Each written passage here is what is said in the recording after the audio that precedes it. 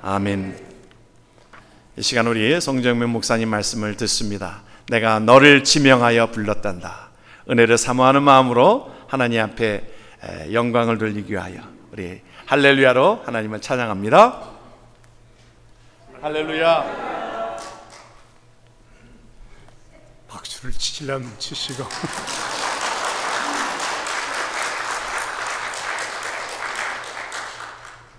주책이 없어서 엎드려서 절을 받는 격입니다. 여러분들 지난 금요일 날 산에 올라가서 기도하시면서 어제까지 은혜를 많이 받고 오신 줄 압니다. 은혜 많이 받으셨죠? 저는 어제 아침에는 장례식이 있었고 또 오후에는 손진학 목사님 따님 결혼식이 있었기 때문에 참여하지 못했습니다. 어젯밤에 한 9시 반경 집으로 돌아왔었는데 기도는 했습니다. 오늘 말씀 전하면서 제가 섬기고 있는 월드미션 대학교 학생이 장학금을 받는 걸 보고 흐뭇한 이런 생각이 들었습니다. 여러분들은 이사야 선지가 어떤 선지자라는 걸 잘 알고 계십니다. 이사야 선지는 구약시대 때 활동을 하고 있던 32사람의 선지자 가운데서 굉장히 지성적인 선지자라는 사실을 알고 계시지 않습니까? 어떤 신학자는 말하기를 이사야 선지는 신약시대 때 바울 사도의 복음 가는 사람이다, 그렇게 말할 정도입니다. 그렇기 때문에 예수님 오시기 700여 년 전에 활동을 하고 있던 이사야 선지자는 메시아가 오시게 될 것이라는 사실을 예수님 오시기 700년 전부터 예언을 하고 있던 사람이에요. 보라, 처녀가 잉태하여 아들 낳을 것이요 그의 이름을 임마누엘이라 하리라. 귀한 말씀을 예언하셨던 이사야 선지는 그러나 너희들이 하나님의 말씀을 거역하고 불순종하고 우상을 섬기게 되면 너희들은 바벨론으로 붙들려가서 70년여간 동안 포로 생활도 하게 될 것이라. 경종을 울려주는 예언의 말씀도 하신 분이지요. 또 나아가서는 그래도 하나님께서 너희들에게 은혜를 베풀어 주어서 70년 이후에는 포로 생활을 끝내고 해방을 받고 고향으로 돌아오게 될 것이라는 소망적인 메시지도 주신 분입니다. 오늘 메시지를 전달하는 가운데서 바벨론으로 포로로 붙들려가겠다는 소리를 들은 이스라엘 사람들이 염려를 했습니다. 두려워했습니다. 아니, 포로로 붙들려가서 자유도 잃고 믿음도 잃으면 어떻게 될 건가? 그럴 때 이사야 선지를 통해서 말씀하시기를 두려워하지 말라고 권면하면서 내가 너를 지명하여 불렀다. 그래서 너는 내 것이라는 이런 말씀으로 선포를 해주고 계십니다. 제가 좀 공부 좀 했다는 사람이 저한테 이런 말씀을 하는 얘기를 들었던 기억이 나는데, 그분은 불교에 관해서도 많이 연구를 하고 힌두교에 관해서 공부하고 모슬렘에 관해서도 책을 많이 보고 기독교에 대해서도 책을 많이 보았는데, 자기가 많이 연구하고 공부한 결과 그래도 기독교가 낫기 때문에 저는 기독교를 택했습니다, 그런 말을 하더라고요. 맞는 말같이 들리지요? 여러분도 그렇게 생각을 합니까? 그러나 성경은 그렇게 말씀을 하고 있질 않습니다. 하나님이 우리를 택해 주신 것이지 우리가 하나님을 택한 게 아니래요. 우리가 기독교를 택한 게 아니래요. 하나님께서 우리를 택해 주셨다. 주권이 하나님께 있다는 사실을 오늘 이사야 선지가 분명하게 선포해 주고 있습니다. 이 사실 믿으셔야 되거든요. 성경이 뭐라고 말씀하시는지 한번 보시겠어요? 요한복음 15장 16절 성경은 그렇게 분명하게 말씀을 합니다. 너희가 나를 택한 것이 아니요 내가 너희를 택하여 세웠나니 이는 너희로 가서 열매를 맺게 하고 또 너의 열매가 항상 있게 하여 내 이름으로 아버지께 무엇을 구하든지 다 받게 하려 함이라. 우리가 하나님 택한 게 아니래요. 하나님이 우리를 택해 주셨다는 말씀이지요. 이런 사실을 우리가 분명하게 알고 있어야 돼요. 선택의 주권이 하나님께 있다는 사실을 아는 사람은 아하, 그분이 우리의 주인이 되시는구나, 우리는 그의 소유가 되는구나, 이런 사실을 알면서 신앙생활 할 수 있지 않겠어요? 어떤 사람은 자랑스럽게 그렇게 합니다. 목사님, 제가 총각 때는요 나를 따라다는 아가씨가 10명이 넘었는데 내가 이 사람을 내가 택했지요. 자기가 택했대요. 하나님이 택해 주신 거예요. 여러분들이 배우자 누가 택해 주신 줄 압니까? 하나님이 지금 택해 주셔서 30년, 40년 동안 살고 있는 겁니다. 교회도 마찬가지예요. 아유, 내가 평안교회를 택했지요 그러는데요, 그렇진 않아요. 우리가 살고 있는 이 한인타운 지역에만 해도 한인교회가 300교회가 넘어요. 그리고 캘리포니아, 서던 캘리포니아 남가주 지역에만 해도 한인교회가 1300교회가 넘거든요. 미주 전체에는 4300개가 넘는 한인교회가 있어요. 그런 가운데 여러분들이 이 교회 다녀보고 저 교회 다녀보고 이 교회 말씀이 좋더라, 은혜 있다 해서 평안교회를 택한 것 같이 생각을 하는데, 하나님께서 여러분들을 택해 주셨다는 사실을 알고 살아야 됩니다. 이게 분명히 믿으세요? 이거 분명히 믿고 신앙생활 하시면서 여러분들의 자녀 손들에게도 분명히 가르쳐 주어야 돼요. 너는 하나님이 지명하여 불러주셨단다. 이 사실이 바로 정립이 되어야 바로 신앙생활 할 수 있다는 말씀이거든요. 근데 그 하나님은 우리를 택해 주시고 부르시되 도매값으로 불러주신 게 아니고 지명하여 불러주셨다. 좀 따라 해보실래요? 지명해서 불러주었다. 도매값으로. 미주 땅에 지금 한인들이 220만이 살고 있는데, 그래, 미국 땅에 살고 있는 한인들 내가 몽땅 다 내가 택해주지, 그렇게 불러주셨다는 게 아니에요. 지명해서 불렀다는 말씀은 하나하나 골라 뽑아주셨다는 말씀이에요. 천에 하나, 만에 하나, 그 가운데서 아주 귀금속을 다루는 이런 사람들은요, 핀셋들을 가지고 그 가운데서 하나 골라 뽑아요. 그냥 한꺼번에 쓱 썰어가지고 서랍에 넣고, 그런 식으로 하나님이 택해 주신 게 아니라 지명해서 불러줬다는 그 사실에 감사가 있어야 돼요. 감격이 있어야 되거든요. 우리가 잘나고 우리가 똑똑해서 하나님이 택해 주신 게 아니에요. 내가 하나님을 택한 게 아니라 하나님이 여러 사람들 가운데 지금 70억의 사람이 살고 있다고 그러지 않습니까? 그 가운데 한 사람 한 사람 지명해서 골라 뽑아 주시는 가운데 내가 들어갔다는 이런 말씀이거든요. 그분이 누구예요? 창조자예요. 천지를 만드신 분 아닙니까? 우리의 구속자가 되시는데, 그분에게 지명해서 눈에 열어서 지명해서 선택함을 받고 그분의 소유로 살아간다는 게 참 복된 일이에요. 우리 사람들은 어느 기관이든지 소속되어 있을 때 안정감을 얻고 편안하게 살아갈 수가 있거든요. 좀 오래된 심리학자이지만은 에브라함 마슬로라는 분이 계세요. 근데 지금도 그분의 이론들을 심리학에서는 많이 인용을 하거든요.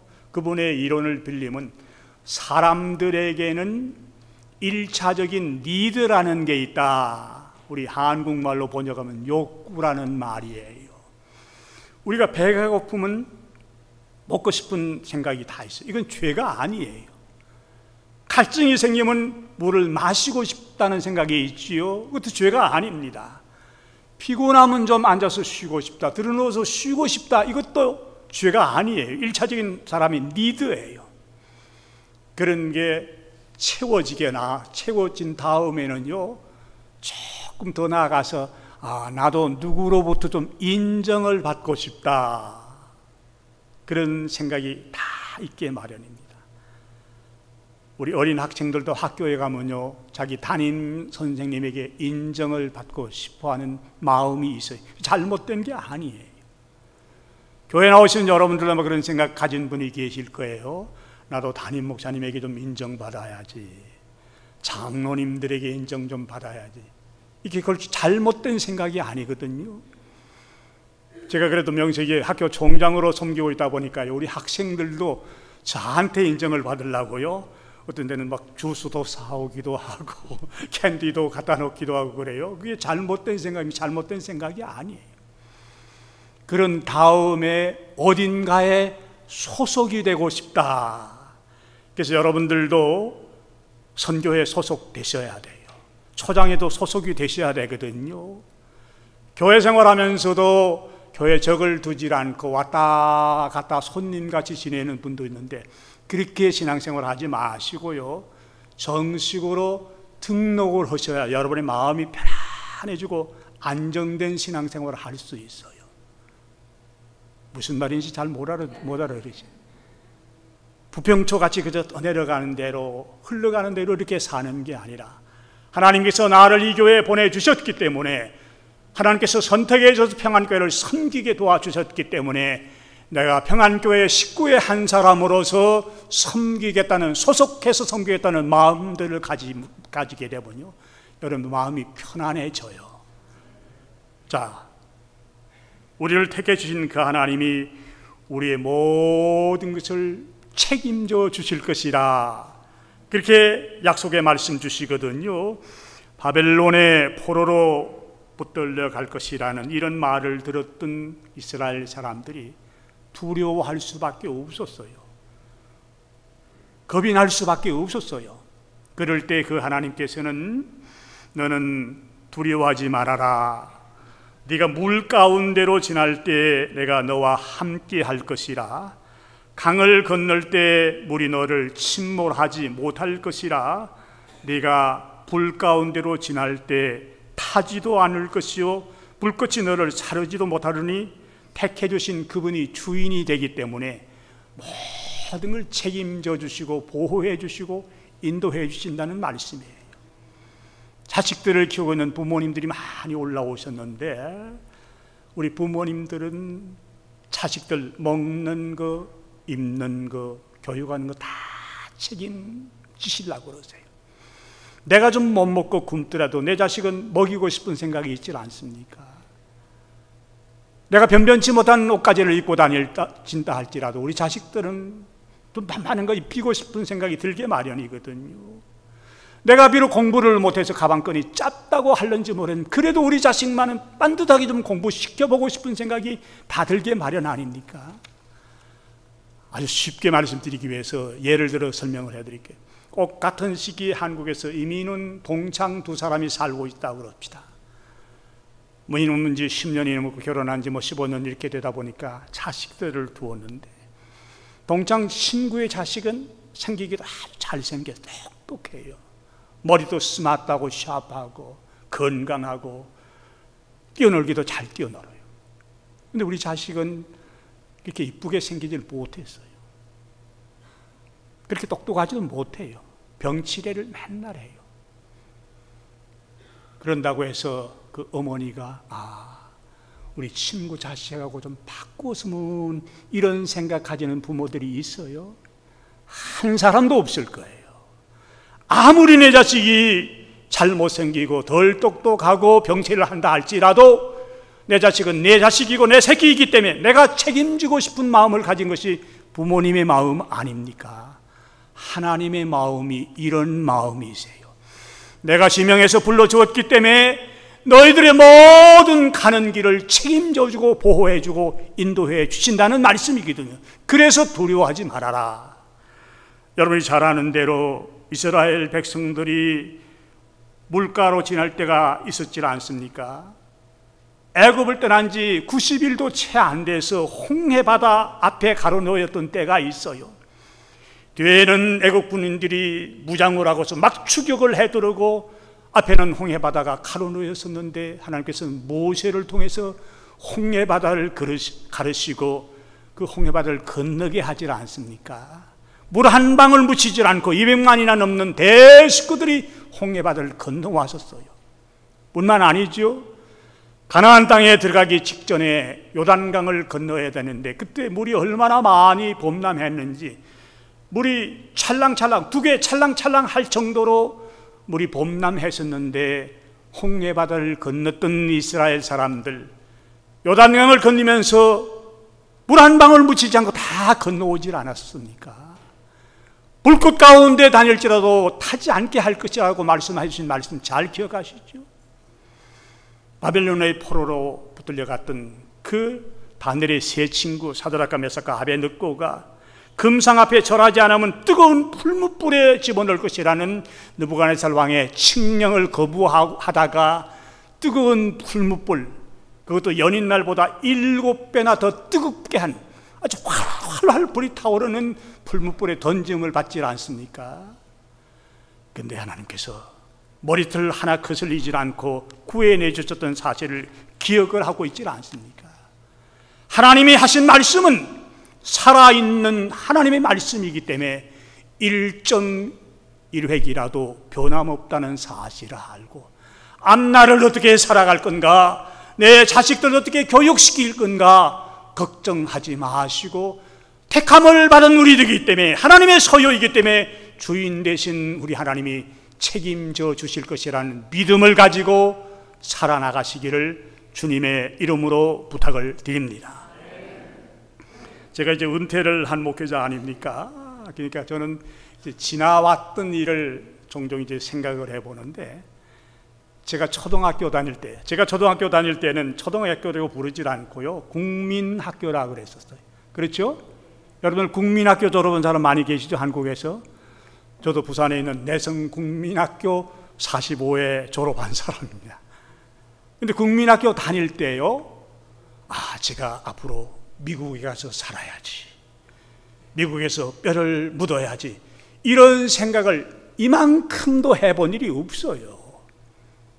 근데 미국에서 지금 40년여간 살고 있고요, 미국에서 묻힐 준비를 하고 있어요. 헐리우드에 가면요, 제가 이사갈 집을 다 준비를 해놓았어요.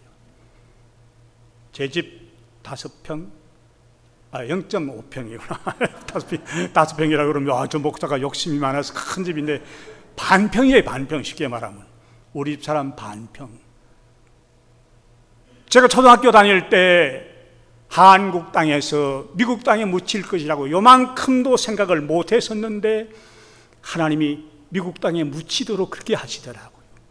제가 신학교를 다니면서 나는 앞으로 신학교를 졸업하면 미국에 가서 이민 목회를 해야지, 동양 선교계를 섬겨야지, 요만큼도 생각을 해본 일이 없어요. 제 간증을 들은 사람 알지만은 저는 미국 건너올 때 이 미국 땅에 있는 교회 한 곳도 아는 교회가 없었어요. 목사님도 한 분도 아는 사람이 없었어요. 임동선 목사님 그렇게 유명한 분인데도 한 번도 제가 이름도 들어본 일이 없고 만나뵌 일도 없고 설교를 들어본 일도 없어요. 그런데 하나님께서 저를 그 동양선교교회에 보내주셔가지고요, 거기서 섬기게 해주고, 그때 동양선교회는 잘 나갔어요. 이민교회에서는 탑 클래스에 올라가는, 그때 뭐 멤버십이 5,000명이라고 그랬으니까 해외 나와 있는 교회 중 이민교회 중에 제일 큰 교회였는데 거기 담임 목사로 뽑아주셨어요. 제가 그런 사람이에요. 평안교회도 마찬가지예요. 제가 LA 와서 동양선교회 한 13년 섬겼는데 그동안 평안교회 손님 있으면 간혹 길목식당에 손님 대접하기 위해서 식사하러 왔다가 여기 교회가 하나 있네, 이 교회가 평안교회구나. 그 교회 파킹장 안에도 들어가 본 일이 없어요. 담임 목사하고 한번 인사도 나눠본 일이 없어요. 대화를 나눠본 일이 없고 어떤 장로님들이 섬기는지도 전혀 몰랐었어요. 그런데 평안교회로 보내주셔가지고 24년 동안 목회하도록 길을 열어주시더라고요. 제가 목회 끝나고 나서 월드미션대학교 총장 한번 해야지 요만큼도 생각해 본 일이 없어요. 저는 목회 끝나면 사실 한국 가려고 한국에 이정국적 신청해서 지금 이정국적을 제가 받은 사람입니다.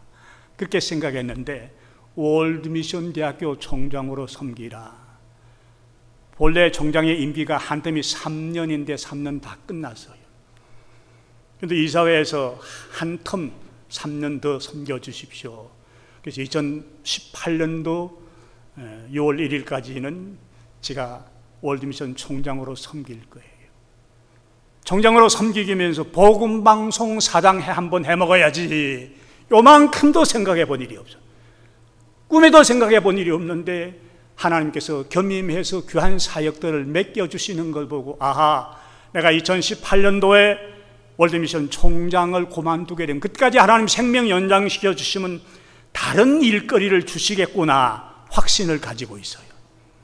여러분의 앞날 어떻게 살아가는지 걱정 염려하지 마시고 나를 택해 주신 분이 하나님이시기 때문에 나의 주인 되시는 분이 하나님이시기 때문에 주인 되시는 분이 나의 가는 길을 책임져 주시고 보호하시고 인도하실 것이다.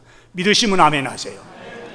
그러면 택함을 받은 우리들이 그분에게 어떻게 해드리면서 살아야 할 건가? 오늘 말씀을 듣는 여러분들 제가 받아야 할 과제가 아닙니까?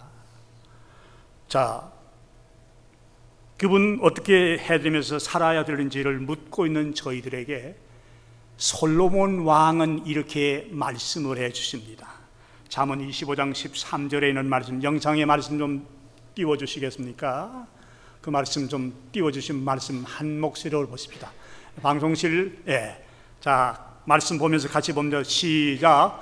충성된 사자는 그를 보내신 이에게 마치 추수하는 날에 얼음 냉수 같아서 능히 그 주인의 마음을 시원하게 하느니라. 팔레스타인 지역의 추수기는 여름철이에요. 주로 이제 밀보리를 추수하는 기간이기 때문에 굉장히 더워요. 땀을 얼마나 흘리면서 추수하겠습니까? LA 날씨도 다음 주일이 추석인데 오늘 95도까지 올라간대요. 95도. 여러분이 본당 안에 계시기 때문에 지금 더운 줄 모르는데 밖에 나가시면 12시, 1시, 2시, 3시쯤 되면 95도이기 때문에 밖에 나갈 사람들 선크림 많이 바르고 나가세요. 자, 이렇게 기온이 올라가고 더울 때 찬 냉수 한 사발 마시게 되면 얼마나 시원합니까? 속까지 시원하지 않습니까? 오늘 우리에게 주시는 귀한 말씀의 포인트는 우리를 택해 주시고 불러주시고 지명해 주셨던 주인 되는 그분의 마음을 좀 시원하게 해주라, 그 말씀이에요. 신앙생활은 별게 아니라는 거 조드만 목사님을 통해서 제가 자주 들었는데 그분은 이북분이기 때문에 그래요. 신앙생활하는 게 별게 아니에요. 하나님 웃겨드리는 게요. 무슨 말씀인고 하면 하나님의 얼굴에 미소를 짓게 해드리라는 말씀이에요. 여러분들 골라 뽑으신 하나님이 내려다보시면서 아, 그래, 됐다, 참 잘하는구나, 내 마음에 드는구나, 평안교회 아무개 장로네가 뽑아보니까 참 잘 섬기는구나, 아무개 권사, 아무개 집사, 아무개 성도 내 마음에 흡족하게 살아가구나, 이렇게 주인의 마음에 시원함을 드릴 수 있도록 주인의 얼굴에 웃음을 띄울 수 있도록 살아가라는 말씀이거든요. 우리 하나님이 천에 하나 만에 하나 골라 뽑아 주셨는데 야, 왜 저 모양이야? 내가 쟤를 장로로 골라 뽑았는데 왜 저 모양이야? 권사로 뽑았는데 어떻게 저 거리야? 하나님의 마음이 답답하실 때 있지 않겠습니까? 그렇게 살지 말라는 말씀이에요. 프란시스 베이컨이라는 사람은 그런 말씀을 했습니다. 우리 사람에게는 세 종류의 사람이 있는데 거미 같은 사람, 개미 같은 사람, 꿀벌 같은 사람이 있다. 잘 아는 얘기예요. 거미같이 어두컴컴한데 줄을 치고서 남을 해치기 위해서 도사리고 있는 삶을 살아가는 사람들도 있어요. 개미같이 외형적으로 볼 때는 아주 부지런하게 이것저것을 기어다니면서 뭘 물고 나오는데 개미는 남을 위해서 음식을 물고 오는 적이 없대요. 전부 자기를 위해서. 겨울철 자기 세이브해 놓는 거든. 꿀벌은 자기에게도 유익을 가져오지만 꽃에도 유익을 주는 무인하는 모습으로 살아가는 짐승 동물 아닙니까? 많이 들어온 얘기입니다. 어느 기관이나 어느 단체에도 있으나 마나하는 사람이 있대요. 반면에 저 사람 없으면 안 되지 그런 사람도 있대요. 그런데 더 가슴 아픈 것은 차라리 없는 게 낫겠다.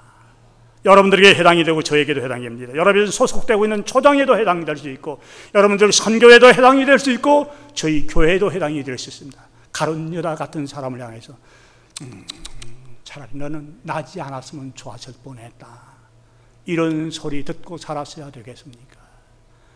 오늘 불러주신 주인이 우리를 선택하신 다음에 지명해서 부르신 다음에 좀 마음이 흐뭇해질 수 있도록, 좀 시원해질 수 있도록 그렇게 살아보겠다고 다짐하시는 이 시간이 되기를 주님의 이름으로 부탁을 드립니다. 또 한 가지만 더 말씀드릴게요. 바울 사도는 주인 되신 그분에게 영광을 돌리면서 살도록 하라, 잘 아는 말씀이지요. 그런즉 너희가 먹든지 마시든지 무엇을 하든지 다 하나님의 영광을 위하여 하라. 참 어려운 말이지만은 우리의 삶의 현장에서 도전받아야 할 말씀입니다. 쉽게 말씀드리면 학교 공부하는 것도 하나님의 영광을 위해서, 직장 생활하는 것도 하나님의 영광을 위해서, 비즈니스를 경영하는 것도 하나님의 영광을 위해서 해야 돼요. 어제 저는 아침에는 장례식에 참여를 했고, 오후에는 그 손진영 목사님 따님 결혼식 아주 멀리서 하더라고요. 그래서 밤에 9시 반에 들어왔는데 장례식에 참여하고 나서 참 많이 울었어요. 눈물이 어떻게 자꾸 이제 손에서 닦고 그러는데, 나하고 그렇게 친한 친구도 아닙니다. 그 친구는 제가 동양선교교회를 섬기고 있을 때 86년도에 그 교회에서 태어나서 유아 세례를 받고 개구장 위로 뛰어다닐 때 동양선교교회에서 뛰어다니던 이런 친구였어요. 지금은 ROTC를 졸업을 하고 공수특전단의 장교로서 정부가 키우고 있는 앞길이 창창한 청년이었습니다. 그런데 지난 9월 11일 날 9/11 되는 그날, 공수단이기 때문에 낙하산 점프 훈련하다가 낙하산이 펴지지 않아서 29살 먹는 나이로 세상을 떠났어요. 아버지 목사예요. 제가 강의를 했던 그런 경험이 있고, 그 어머니는 제가 섬기는 학교에 과장으로 섬기는 여자 직원입니다. 제가 교회를 떠난 지가 벌써 오래되기 때문에 그 이후에는 별로 교본이 없었는데 29살밖에 안 되는 총각입니다. 가정에서는 얼마나 귀하게 키웠겠습니까? 어머니 가슴이 메어지고 찢어질 것 같았을 거예요. 그 장례식을 군인 부대에서도 와서 주관해 주는데, 물론 민간인들 많이 참석하고 자기 식구들도 많이 하고 가족들도 많이 와서, 동양선교교회가 본당이 거의 한 1000석 가까이 되는데 한 800여 명이 온 것 같아요. 군인 장성들도 나와서. 그런데 합동 예배를 드리는 저는 처음 보았습니다. 근데 그 집례를 한 사람이 누구냐 그러면요, 그 제임스라는 친구의 친삼촌이에요. 제가 그 교회를 섬기고 있을 때 중학교 학생이었는데 벌써 성장해서 미국 군목이 되었어요. 자기 조카를 집례한 건데, 집례하면서 제일 첫 말이 뭐라고 하냐면, 오늘 이 장례식을 통해서 하나님께 영광을 돌려야 됩니다. 참 이해하기 힘든 말이지요. 하나님 어찌 이럴 수가 있습니까? 장대 같은 내 아들 29살밖에 안 됐는데 하나님 결혼도 안 했는데 하나님 국가를 위해서 충성했던 이 친구를 어떻게 데려갑니까? 원망과 불평이 나올 만한 이런 자리인데 이런 장례를 통해서도 하나님께 영광을 돌려야 된다. 제가 처음 가보니 거기는 이제 관을 이제 성적으로 다 덮어놓고 이제 나와서 마지막 비움을 하는데 사람이 많으니까 딱 두 사람씩 나와서 하는데 군인들은 인사하는데 보통 거수경연이 쫙 이렇게 하잖아요. 그런데 거기서는 천천히 손을 올려요. 내릴 또 쫙. 장례식 때는 이렇게 하는구나. 관이 나갈 때까지 다 기다리다가 관이 나간 다음에 여러분들이 퇴장하라고 어나운서를 하기 때문에 제가 장례식 한 2시간 걸린 것 같은데 제가 거기서 뭘 배웠냐 그러면 사랑하는 자기 친조카 아닙니까? 앞길이 청청한 청년의 장례식을 통해서도 하나님께 영광을 돌릴 수 있는 자리가 되어달라고 집례하는 자기 삼촌 목사님이 말씀하시는 걸 보고서 그렇구나. 나도 언젠가는 장례식을 치르게 될 텐데 송 목사의 장례를 통해서 하나님이 영광 받을 수 있도록 나머지 생애를 살아야겠구나. 이게 뭘 하든지 먹든지 마시든지 하나님의 영광을 위해서 하라고 권면하신 바울 사도의 말씀의 포인트가 아니겠습니까? 사랑하시는 성도 여러분들, 여러분들은 수많은 사람들이 이 땅에 발을 붙이고 나가는 가운데 하나님이 천에 하나 만에 하나 골라 뽑아서 지명해서 불러주셨다는 사실을 분명히 알고 있어야 돼요. 이게 흔들리고 주객 관계가 분명해지면 신앙생활하기 어렵다는 사실을 알고 내 주인이 우리 주님이시구나, 나는 주님에게 소유되어 있는 백성이구나, 이걸 알고 살면서 그분의 마음을 시원하게 해드리고 있는지를 점검을 하시고, 만약에 주님의 마음을 지금까지 답답하게 만든 일이 있다고, 주님의 얼굴 찌푸리게 만든 일이 있다 그러면 앞으로는 그렇게 살아서는 안 되겠구나 하는 마음을 가지시고, 나머지 생에 얼마나 될는지 모르지만 시간 살면서 주님의 마음을 시원하게 해드리고 무엇을 하든지 간에 하나님께 영광 돌리는 삶을 살겠다고 다짐하시는 이 시간이 되기를 예수님의 이름으로 부탁을 드립니다.